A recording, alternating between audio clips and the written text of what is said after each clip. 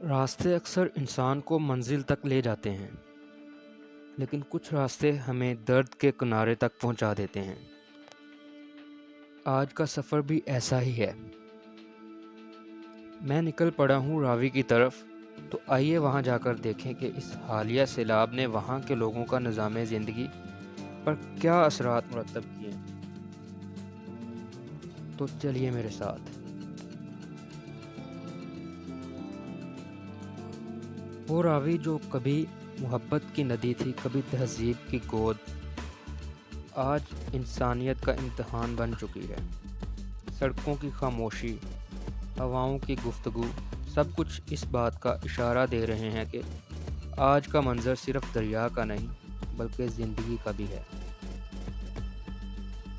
دوستو، راوی پنجاب کے 5 دریاؤں میں سے ایک ہے۔ پرانی کتابوں میں اس کا ذکر اروتی کے نام سے ہے۔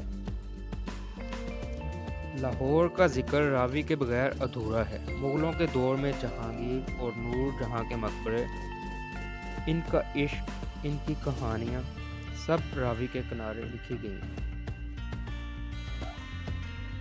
یہ دریا صرف پانی کا بہنا نہیں بلکہ ہماری تہذیب کی روح ہے۔ مگر آج کا راوی اپنے پرانے نغموں کو بھول کر ایک دردناک سر چھیڑ رہا ہے۔ دیکھو، یہ لہریں کھیتوں کو نگل رہی ہیں، گھروں کی دیواریں گر گئی ہیں اور بچپن کی مسکان تک بہا کر لے گئی۔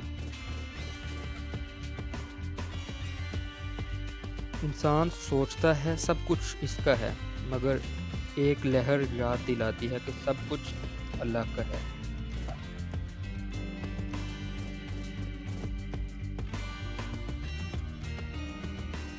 راوی ہمیں ایک گہرا سبق دیتا ہے کہ زندگی بھی ایک بیٹھے ہوئے دریا کی طرح ہے۔ سب کچھ بہہ جاتا ہے، مال، دولت، دریا، شہرت، عزت، سب کچھ لہروں میں بہہ کر چلا جاتا ہے۔ مگر انسانیت اور محبت کا پیغام ہمیشہ جاری رہتا ہے۔ لہروں کا سفر ہمیشہ جاری رہتا ہے، انسان رک جاتا ہے، مگر دریا کبھی نہیں رکتا۔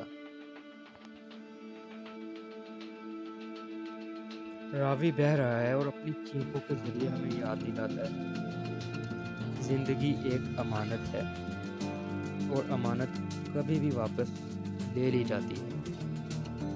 اللہ رحم کرے ان پر جو اس امتحان سے گزر رہے ہیں اور ہمیں توفیق دے کہ ہم ان کا ساتھ بن سکیں۔